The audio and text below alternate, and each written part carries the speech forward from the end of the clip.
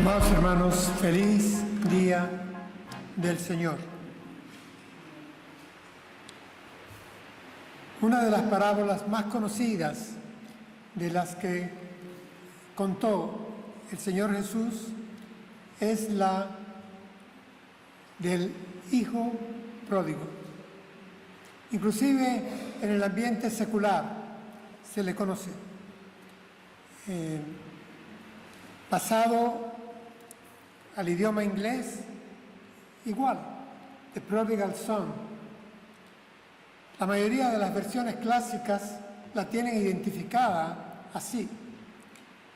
En realidad forma parte de un grupo de tres, de una tríada. Tres parábolas muy vinculadas, que no son idénticas, pero están en un bloque, así las presenta Lucas en su relato. La parábola de la oveja perdida, la parábola de la moneda perdida y la parábola del hijo pródigo. A que estas tres parábolas comparten tres escenas. Tanto la oveja como la moneda como el hijo se han perdido, han sido recuperados y son celebrados. En las tres parábolas hay pérdida, recuperación y celebración. Lo hay cuando se extravía la moneda, cuando la oveja se pierde por su torpeza y cuando uno de los dos hijos de la tercera parábola regresa a casa después de estar perdido. Hay pérdida, recuperación y celebración en las tres. Y me levanto la pregunta, ¿por qué a la tercera de las parábolas se le llama la de el hijo pródigo? Bueno, en el diccionario de la Real Academia de la Lengua Española, la primera acepción para pródigo es la de gastador, disipador, despilfarrador, es decir, un defecto. Es un adjetivo peyorativo. Es alguien que despilfarra, que gasta, que disipa. Y a eso es a lo que se le presta atención cuando se trata de titular a la parábola. Es un hijo menor, pero comencemos por ser justos con la lectura. A este hijo menor no solo es un despilfarrador, un pródigo, sino que también, vamos a ser francos, es un perdido, es un egoísta, es un inmoral, es alguien que ha roto la armonía familiar, que ha atentado contra la ley mosaica, contra la cultura judaica. Lo de pródigo se queda corto y al mismo tiempo no hace justicia el título tampoco cuando olvida que aquí hay un padre, hay un hombre que tiene dos hijos, no solamente uno. Hay un hijo mayor, hay un hijo menor y los dos hijos están en problemas. Los dos, tanto el mayor como el menor, están en problemas. Sin embargo, más aún, yendo más a fondo, quisiera llamarles la atención a cómo en las tres parábolas, el comienzo de las tres y el énfasis principal, el personaje principal, no es la moneda, no es la oveja y no es ninguno de los dos hijos. El personaje principal en la primera parábola es un hombre que tenía 100 ovejas, un pastor de ovejas. Y se destaca es lo que este hombre hace. Guarda las 99 en un redil que estén seguras, emprende camino a buscar quién sabe dónde a la oveja que se ha perdido por su torpeza, luego la encuentra, se la pone en hombros, regresa a casa y convoca a sus amigos para celebrar que ha encontrado a su oveja perdida. El personaje principal es el hombre, es el que tenía las 100 ovejas, es el pastor de ovejas. un oficio no muy estimado en la cultura de los judíos. En la segunda parábola hay una mujer que en su casa extravía una de 10 monedas. Pero el personaje principal ahí no es la moneda perdida. El personaje principal, si leemos la parábola que Jesús cuenta, es la mujer. Es aquella que enciende la luz, barre, busca con diligencia hasta que encuentra la moneda, y una vez que la encuentra, convoca a sus amigas para celebrar que ha encontrado una de 10, la moneda extraviada. Así que quien ejecuta todos los verbos, el personaje principal de la segunda parábola, no es la moneda, es la mujer. Cuando llegamos a la tercera parábola, llama la atención que entonces esté titulada como si el personaje principal es uno de los 2 hijos. Aparecen 3 personajes en la parábola y el personaje principal es el hombre que tiene 2 hijos, el padre de 2 hijos. Él es el padre amante, él es el padre bondadoso, es el padre que trata de mantener la familia, y por lo tanto creo que es necesario que se revise esta tríada de parábolas. En las 3, el Señor Jesús invita al auditorio, a los oyentes, a que se ubiquen, a que se identifiquen con los personajes que están ahí mencionados. Evidentemente, el pastor de ovejas, la mujer que en su casa busca la moneda, o el padre de estos 2 muchachos. Evidentemente, a todas luces, desde cualquier ángulo, estemos sentados en cualquier sitio del auditorio, estos personajes, el pastor, la mujer y el padre, se identifican es con Dios, o en todo caso con el Hijo de Dios. En Lucas capítulo 19, apenas unas páginas antes, el Señor Jesús le ha dicho a quienes le están escuchando su discurso: el Hijo del Hombre vino a buscar y a salvar lo que se había perdido, sea una moneda, sea una oveja, sean 2 hijos, 2 muchachos. Ahora, algo más para agregar. En solo la parábola del hijo pródigo, la palabra padre aparece 12 veces. Evidentemente es importante porque esta parábola va a mostrar el carácter del padre, la actitud del padre, lo que el padre hace frente a 2 hijos que tiene en problemas los 2.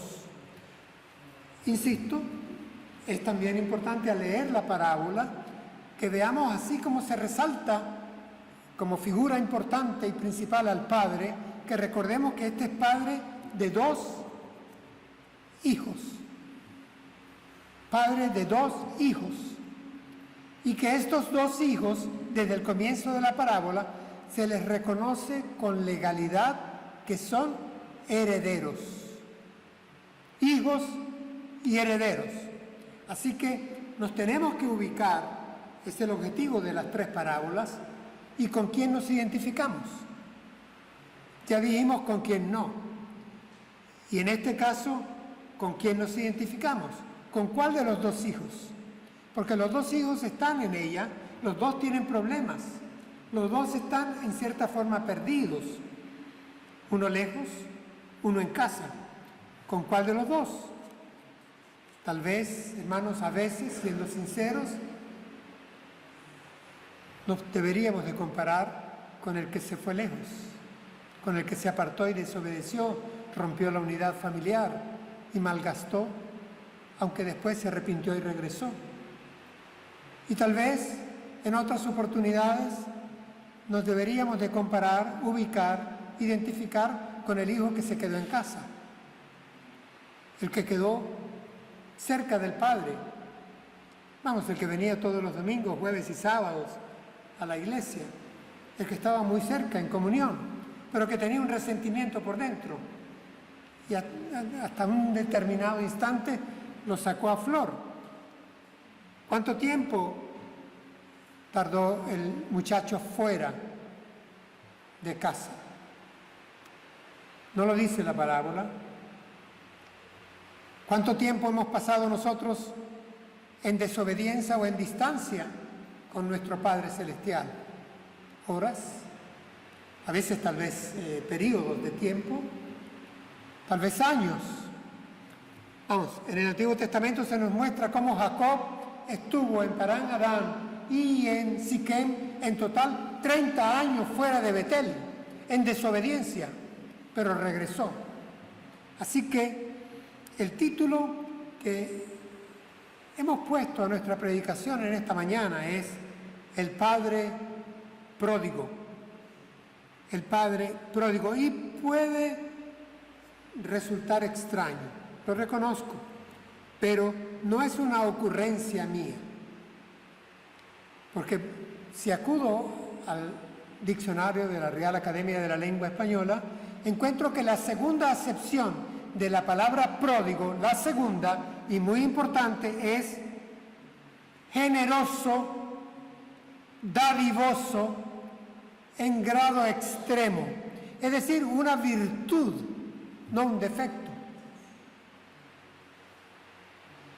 ¿Tendremos aquí en la parábola a un padre generoso, dadivoso, amoroso para con otros en grado extremo? Yo creo que sí. Y por eso he titulado la predicación El Padre Pródigo. Hermanos, en la teología de la gracia, nosotros identificamos la gracia de Dios en términos de sobreabundancia. Aquello que un teólogo hace ya varios siglos llamó la desmesurada gracia de Dios, porque no se puede medir de lo grande que es. Esa gracia incondicional que Dios tuvo para contigo y para conmigo, que tuvo para con su pueblo desde el inicio de que lo empezó a formar y que lo ha tenido por miles de años para con su pueblo y hoy en día para con su iglesia, porque está en el corazón de Él, esa gracia de amar. Así que en el pasaje de Lucas 15 ha sido leído del 11 al 32. Yo solo voy a tomar unos cuantos versículos, aquellos que nos hablan del carácter del Padre, de la actitud del Padre, de las palabras del Padre, de los hechos del Padre. No voy y no quiero que pongamos el foco de luz sobre los muchachos, sobre el hijo que se fue, sobre el hijo que se quedó. ¿Qué tal de poner un poco de luz sobre el actor principal, el Padre amante, el Padre que muestra gracia y misericordia para con sus hijos? Quisiera, por lo tanto, que recordáramos y tuviéramos muy presente que hijos somos. Y en esta parábola tendremos que ubicarnos como eso, hijos y herederos. Leo para ustedes en Reina Valera 2020, Lucas 15, comienzo desde el versículo 20 al 24 y luego me voy al final, cuando vuelve a aparecer la figura del Padre, del 31 al 32. Dice así la palabra de Dios. Y abandonando el país, el muchacho se dirigió a la casa de su padre. Cuando aún estaba lejos, le vio su padre, quien profundamente conmovido corrió a su encuentro y se echó sobre su cuello y lo besó. Y el hijo le dijo: Padre, he pecado contra el cielo y contra ti. Ya no merezco que me llames hijo. Pero el padre dijo a sus siervos: sacad el mejor vestido y vestidle, poned un anillo en su dedo, calzado en sus pies, traed el becerro engordado, matadlo y comamos y hagamos fiesta, porque este hijo mío estaba muerto y ha vuelto a la vida, se había perdido y ha sido hallado. Y comenzaron la celebración. Esto es precioso. Finalmente como termina la parábola, el padre tiene que salir fuera de casa porque el hijo mayor no quería entrar a la celebración. Entonces el padre le dijo: hijo, tú siempre estás conmigo y todas mis cosas son tuyas. Pero era necesario hacer fiesta y alegrarnos, porque tu hermano estaba muerto y ha vuelto a la vida, se había perdido y ha sido hallado. Hasta ahí la palabra del Señor. Hermanos, tomemos la primera de 3 secciones en las que he fragmentado la lectura del texto. Se nos dice que el muchacho, el hijo, venía de regreso. Pero cuando aún estaba lejos, y cuando el Señor Jesús habla, prestemos atención a sus palabras. Ahí no hay frase de desperdicio. Cuando aún estaba lejos, en su camino de regreso, le vio su padre, quien profundamente conmovido corrió a su encuentro y se echó sobre su cuello y lo besó. Y el hijo le dijo: Padre, he pecado contra el cielo y contra ti, ya no merezco que me llames hijo. Hermanos, el muchacho venía de lejos y la escena es esta: hay un padre en las afueras de la hacienda, mirando el camino, aguardando, con un corazón vacío, a la espera de ver una silueta lejana que se parezca a su hijo. Y lo ve de lejos, y estando lejos no espera a que el muchacho haga el tránsito y regrese, sino que hizo algo que era indigno para la cultura judaica, y era que un hombre de su edad y de su rol corriera. Y corre, lo vio de lejos, se conmovió, movido a misericordia.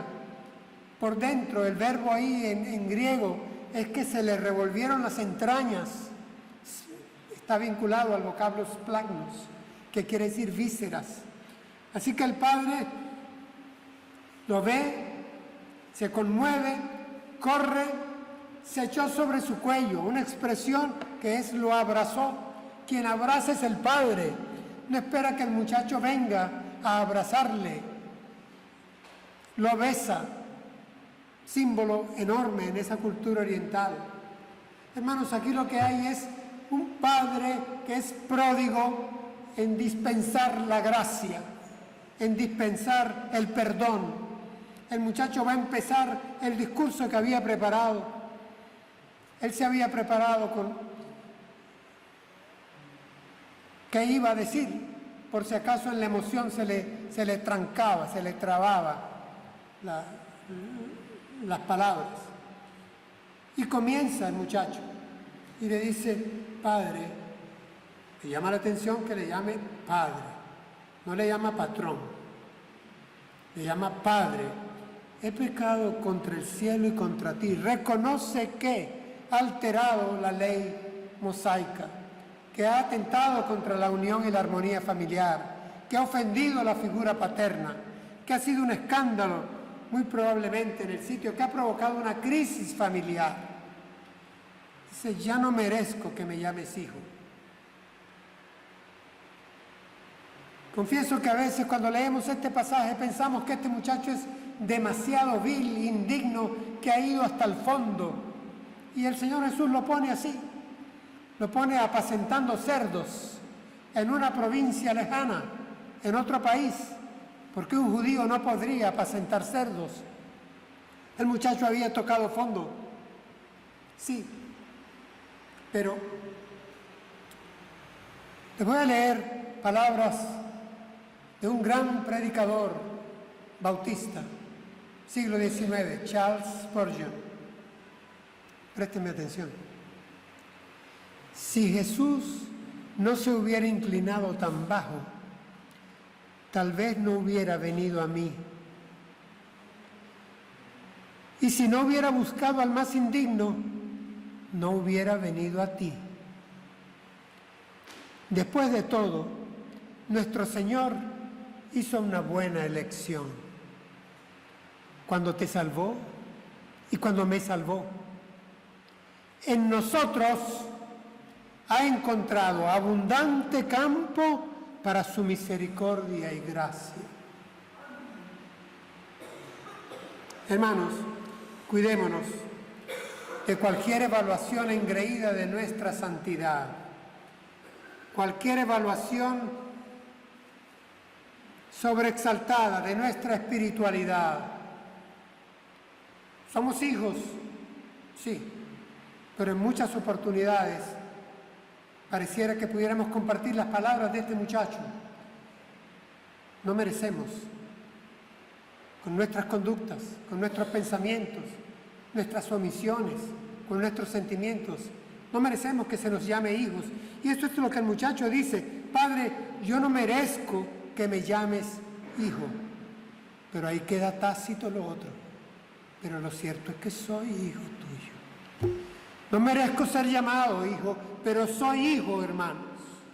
Somos hijos aun cuando nos comportamos mal, aun cuando no merecemos ser llamados hijos de Dios, renacidos por el Espíritu de Dios, seguimos siendo hijos. Hijos una vez, siempre hijos. Este es un hijo el que habla. Yo no merezco, pero sigo siendo. La relación paterno-filial se ha degradado, pero existe todavía, persiste por la gracia de Dios, por solo su gracia. Es un asunto que me permito llamar en esta mañana de genética divina. Es un asunto de naturaleza. Hemos sido engendrados por el Espíritu Santo de Dios. Somos hijos de Dios. El Espíritu Santo de Dios habita en nosotros, aunque a veces somos indignos y no merecemos llamarnos hijos. Pero seguimos siendo hijos, hijos de nuestro buen Padre Celestial. Aquí encuentro en esta sección la primera razón para darle gracias a Dios, y es que el Padre es pródigo al perdonar. Pródigo al perdonar. Estamos siendo, hermanos, preservados para perseverar. Estamos siendo perdonados continuamente por nuestro Padre Celestial. En el Padre Nuestro lo tenemos incluido, ¿cierto? Padre nuestro que estás en los cielos, perdónanos nuestros pecados, nuestras ofensas, nuestras fallas, llamémoslo como son, nuestros pecados. Perdónanos nuestros pecados. En Romanos capítulo 5, recuerdo cómo el apóstol Pablo, cuando escribe a esa iglesia, les recuerda cuán grande es la gracia. Dice, cuando el pecado abundó, ¿qué pasó? Sobreabundó la gracia. Qué amante, qué bueno es nuestro Padre Celestial. ¿Cómo continúa? La segunda sección. Ya les dije, el Padre no dejó que el muchacho terminara de hablar, le interrumpió. No quería que el muchacho siguiera destrozándose por dentro, expresando un arrepentimiento genuino. Sí, hermanos, la confesión vale, pero no debemos de regodearnos en el dolor del corazón contrito y humillado, sino apreciarlo, abrazarlo. Es lo que hace nuestro Padre Celestial con nosotros, es lo que hizo este Padre. La lógica aquí se salta. El Padre interrumpe al Hijo y se dirige a los siervos que estaban presenciando el abrazo, el beso, el encuentro, la carrera, el llanto, la alegría. Y se dirige a los siervos y les dice que sacad el mejor vestido y vestidle. Poned un anillo en su dedo y calzado en sus pies. Traed el becerro engordado, matadlo y comamos. y hagamos fiesta, porque este hijo mío estaba muerto y ha vuelto a la vida, se había perdido y ha sido hallado. Y comenzaron la celebración. Y ahora, ¿quién es el pródigo aquí? El pródigo, al restaurar, es el Padre, generoso en la restauración, dadivoso y desmesurado al restaurar a su hijo. Le dio un trato de honor. Poned anillo en su mano. Es que este es mi hijo, dice él, porque este hijo mío, no dice este siervo, no dice este que ha vuelto, no dice este hijo mío se había perdido y ha sido hallado. Pónganle anillo en su mano, vístanle. Eso hablaba de la condición. Calzado, hablaba de... Los esclavos no llevaban ni siquiera calzado. Hablaba de libertad. Hagamos fiesta, hagamos celebración. Hermanos, aquí está presente la gracia de Dios. Esa desmesurada gracia lleva a un desmesurado perdón. ¿Cuántas veces has sido perdonado tú? ¿Cuántas veces he sido perdonado yo? El Señor Jesús una vez contó la parábola de dos deudores. Uno tenía una enorme deuda, otro tenía una pequeña deuda con el gran deudor. ¿Con quién te identificas tú? ¿Debes poco? ¿Cuánto se te ha perdonado? ¿Debes mucho? ¿Se te perdonó? Tenemos que posicionarnos frente a esto. Lo que vemos ahí en el vestido, en el anillo, en el calzado, en la fiesta, es que hay una ocasión especial, la situación es especial. Hermanos, a este muchacho se le restituyen todas sus señales de hijo, de heredero, habiendo desperdiciado. No hay otra cosa más que una gran fiesta en la hacienda, hay danza en la casa. No hay una penitencia. Ahora que he vuelto, te voy a poner a prueba. Tendrás las bancas posteriores del templo. Te retiraremos por unos meses, según los estatutos, tu ministerio. No podrás, por supuesto, acercarte a la cena del Señor hasta que des frutos y muestras de... Aquí no hay lo que Gerardo de Ávila, desde Estados Unidos, llamó muy acertadamente en un pequeño libro, aquí no hay lugar al purgatorio protestante, el purgatorio evangélico. Aquí no hay archivos ni expedientes que se guardan para sacar después en determinado momento. Aquí lo que hay es, hermanos, un perdón, gracia, misericordia, restauración, restitución plena. En el libro a los Hebreos leemos: acerquémonos confiadamente al trono de la gracia para recibir misericordia y hallar gracia que nos ayude en el momento en que más la necesitamos. Hebreos 4:16. No hemos de ir buscando el trono donde está el juez sentado. No lo resistiríamos. Vamos al trono de la gracia para encontrar gracia, encontrar misericordia cuando más lo necesitamos, que es cuando peor estamos. Y la gracia es como el agua, fluye hasta lo más bajo. Dice Philip Yancey, un hermano nuestro norteamericano. Así que yo encuentro aquí en esta segunda sección el Padre pródigo al restaurar al Hijo. Y somos hijos y herederos. Nuestro Padre, hermanos, nos ama, nos sella y nos restaura. Cuando nosotros recitamos de memoria el Salmo 23, dice: tu gracia y tu bondad me seguirán todos los días de mi vida. Cuando el Salmo fue escrito, David, la imagen que proyecta ahí en su fina letra es: tu gracia y tu misericordia seguirán como la sombra pegada a mi talón. A donde yo vaya, la sombra va conmigo. Tú vas conmigo a donde yo quiera que vaya, hoy, mañana y pasado. Tu gracia y tu misericordia me siguen cubriendo. Todos los días de mi vida, canta David, todos los días de mi vida, tu amor, tu bondad, tu misericordia, tu perdón, tu gracia. ¿Cómo termina el pasaje? Yéndonos al final de la parábola, viendo lo que el Señor Jesús nos dice del Padre. Salió fuera de casa porque había 2 hijos. Había un solo padre, pero habían 2 hijos.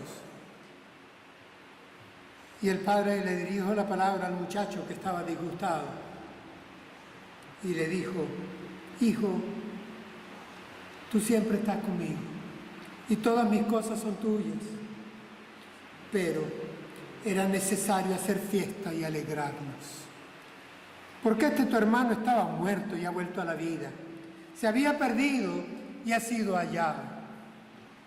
Hasta ahí. Hermanos, el padre comienza dirigiéndose al otro muchacho ¿con qué palabra? Hijo. Es lo que más hay, lo que más quiere destacar el Señor. ¿Qué hay en el corazón del Padre hacia sus 2 hijos? Y somos hijos y también herederos, según la promesa.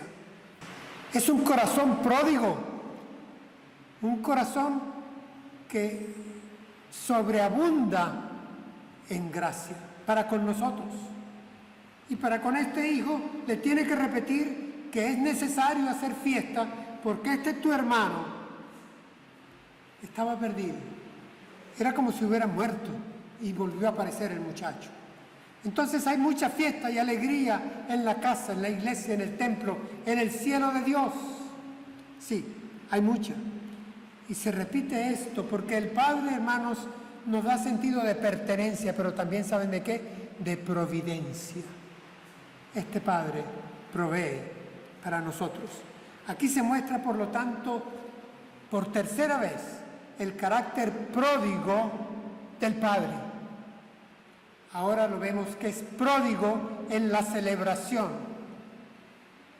El hijo mayor se escandalizó. Hay fiesta, hay ruido, hay danza. ¿Qué ha pasado aquí? Que el Padre es pródigo al celebrar. Es pródigo al perdonar, es pródigo al restaurar, es pródigo al celebrar. Un profeta del Antiguo Testamento, Miqueas, escribe: ¿qué otro Dios hay como tú, que perdonas la maldad y olvida el pecado del remanente de su pueblo? Tú no guardas el enojo todo el tiempo, porque te deleitas en la misericordia. Sí, hermanos, nuestro Padre Celestial se deleita en hacer misericordia para con nosotros. Él se deleita en la misericordia y nosotros también. Gracias, Señor, porque eres pródigo al celebrar, eres pródigo al restaurar, eres pródigo al perdonar. Aquí aparece la palabra alegría y cuando uno la busca en el griego es también una alegría desmesurada. No es esa sonrisa insinuada de la Gioconda, no, es alegría desmesurada. Una alegría sin límites que hay cuando se da la comunión, cuando se da la reconciliación, cuando se da ese encuentro feliz de la restauración. Esta parábola, hermanos, nos recuerda que nuestro Padre nos dispensa pródiga y gozosamente su gracia y su misericordia cuando nos perdona y cuando nos restaura. Finalizo recordando, porque en la escena de la bienvenida del muchacho en la casa, pónganle vestido, anillo, calzado, hagamos fiesta. El profeta Isaías escribió: en gran manera me gozaré en el Señor. Mi alma se alegrará porque me vistió con vestiduras, con ropas de salvación. Me vistió con ropas de salvación. Ponerle a este muchacho el mejor vestido. Ponerle el anillo que ratifica y le da autoridad de hijo. Ponerle calzado porque ya no está atado, está libre. Hagamos fiesta porque el Señor es bueno y que a Él sea la gloria. El Señor es bueno. Oremos.